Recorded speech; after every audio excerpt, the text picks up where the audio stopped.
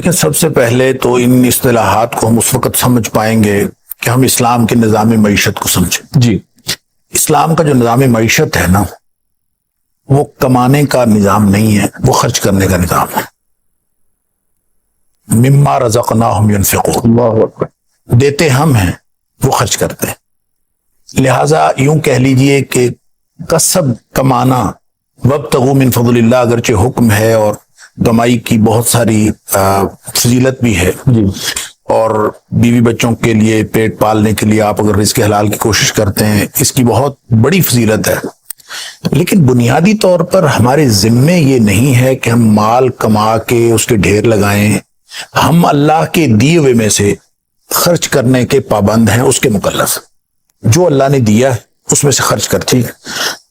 اصل میں اس کے مقابلے میں جو سودی معیشت ہے نا، سودی معیشت کمانے کی معیشت ہے کہ آپ 1 روپیہ لگائیں، اس کے بدلے میں آپ کو پیسے آنے چاہیے، اور ہر چیز اسی کے گرد گھومتی ہے کہ آپ کو آتا کیا ہے. لہٰذا آپ قرض دے دیں، آپ کہیں پہ خرچ کر لیں، آپ جو بھی کرتے ہیں آپ اس کے ان ریٹرن کوئی چیز لیتے ہیں.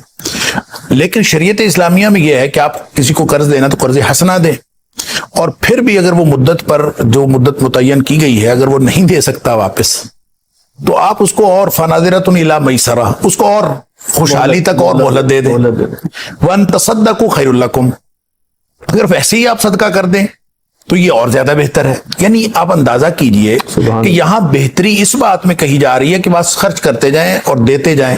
وَإِيتَاءِ ذِي الْقُرْبَىٰ کی بات بھی ہے، بس دیتے جائیں آپ رشتہ داروں کو، کبھی یہ نہ دیکھیں کہ آ کیا رہا ہے. تو لہٰذا یہ بنیادی طور پر جو معاشی تصور ہے وہ مختلف ہے. سودی معیشت اور ہے، وہ کمانے کی معیشت ہے. لہٰذا آپ جہاں بھی دیکھیں گے یہ ان دو جو نظام ہائے معیشت ہیں، ان میں سے جو امپلیمنٹ ہوگا لوگوں کا ذہن بھی اسی طرح سے بنے گا، لوگوں کا طرز عمل بھی وہی ہوگا. لہٰذا کوئی شخص نہ سروسز فری دینے کے لیے تیار ہوگا، نہ وہ اپنا کوئی الفاظ فری دینے کے لیے تیار ہوگا، کیونکہ اس کو خیال یہ ہے کہ ہر چیز کے اندر کمائی ہونی چاہیے اور کوئی نہ کوئی پیسے آنے چاہیے، اور ہر چیز کو وہ مادی کمائی کے تول میں تولتا ہے اور اسی پیمانے اور معیار پر دیکھتا ہے. لیکن شریعت اسلامیہ نے ابتدا میں بات کر دی وَمِمَّا رَزَقْنَاهُمْ يُنْفِقُونَ، خرچ کرتے ہیں. اب خرچ کرنے کے حوالے سے کچھ چیزیں ایسی ہیں، وَفِي أَمْوَالِهِمْ حَقٌّ مَّعْلُومٌ لِلسَّائِلِ وَالْمَحْرُومِ، کچھ چیزیں تو شریعت نے مقرر کر دی. اموال میں ایک معین حصہ ہے سوال کرنے والوں کے لیے اور محروم طبقے کے لیے. اب وہ حصہ کتنا ہے؟ اب جتنا مال ہے اس میں سے اتنا حصہ ہے. اب اس کے حساب سے کچھ تو فکس کر دیا شریعت نے کہ یہ تو آپ نے دینا ہی دینا ہے. ایک جو آپ نے شروع میں کہا زکوٰۃ ہے، اور ایک صدقات ہے اور خیرات. زکوٰۃ تو وہ ہے جو بچت پر ہے، یہ انکم ٹیکس نہیں ہے، یہ بچت ٹیکس. اور یوں کہہ لیجئے کہ بچت بھی وہ جس پہ 1 سال گزر جائے، اور اس کا بھی ایک خاص لیول، ایک خاص سطح ہے، اور وہ سطح سونے میں اور ہے، چاندی میں اور ہے، مویشیوں میں اور ہے. اور اگر آج کل کرنسی کا جو سلسلہ ہے تو اس کے بھی ایک کوئی نہ کوئی معیار متعین کرنا پڑے گا اس کے حساب سے، اور ہر ایک کا معیار الگ الگ. لہذا اس میں سے فکس کر دیا اگر سال مال پڑا رہا ہے تو 2.5% آپ نے دینا ہی دینا، یہ زکوٰۃ. اس کے الگ مصارف بھی بتا دیے. پھر اس کے علاوہ جو اس کو فرض صدقات بھی کہہ دیتے ہیں، اس کے اوپر فرض صدقہ، انما الصدقات، زکوٰۃ کو فرض صدقہ بھی ہے.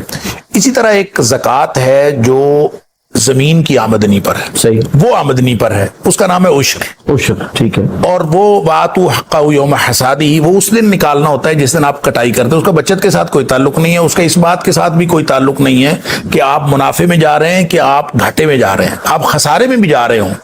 تو 5 وسق جو ہے خاص ایک یہ ٹرم ہے، 5 وسق یعنی آپ سمجھ رہے تقریباً 19 من بنتا ہے. وہ اگر اتنا آپ کی فصل آ رہی ہے تو آپ نے اس میں سے 10% دینا ہے، اور صرف اس صورت میں کہ اگر آپ نے اس کو سیراب وغیرہ کرنے کے لیے پانی پہ کچھ پیسے خرچ کیے ہیں اور کٹائی وغیرہ پہ پیسے خرچ کیے ہیں تو پھر آپ اس کو نصف عشر شریعت نے ایک اجازت دی ہے، پھر آپ 20واں حصہ دیں گے، یعنی 5% دیں گے، پھر آپ کو 10% نہیں ہوگا. لیکن دینا اس دن ہے جس دن آپ نے کٹائی کی اور جس دن آپ نے فصل اٹھائی، تو اس میں خسارے اور بچت کا کوئی مسئلہ نہیں. تیسری چیز ہے صدقات نافلہ.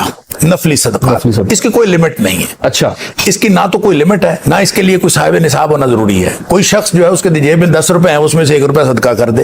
اور ہم اصل میں سمجھتے ہیں کہ وہ بچہ جو آدمی غریب ہے اس کے پیسے جائیں گے، وہ غریب آدمی اس کے پیسے یعنی کم ہو جائیں گے.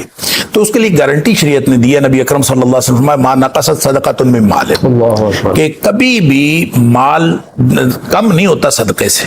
اب بظاہر کم ہو رہا ہے، آپ 10 روپے میں سے 1 روپے دے رہے، باقی 9 رہ گئے، لیکن اس کا مطلب یہ ہے کہ وہ 9 آپ کو وہ برکت دیں گے، اس کے اندر وہ یوٹیلیٹی ہوگی جو 10 میں نہیں تھی. اللہ تعالیٰ اس میں ایسی برکت ڈال دے گا. لہٰذا مال صدقے سے کم نہیں ہوتا، یہ گارنٹی ہے نبی پاک صلی اللہ علیہ وسلم. یوں یہ تینوں چیزیں اسلامی معاشرے کے اندر کئی لا یکون دولۃ بین الاغنیاء منکم، جو اسلامی معیشت کی ریڑھ کی ہڈی ہے، کہ معیشت جو دولت ہے وہ صرف امیر لوگوں تک نہ رہ جائے بلکہ غریبوں تک بھی منتقل ہوتی رہے. اور گردش دولت کا ایک ایسا انتظام کیا ہے کہ اس کو آپ یوں کہہ لیں کہ وہ جو زکوٰۃ کے بارے میں فرمایا کہ تُؤْخَذُ مِنْ أَغْنِيَائِهِمْ فَتُرَدُّ إِلَىٰ فُقَرَائِهِمْ.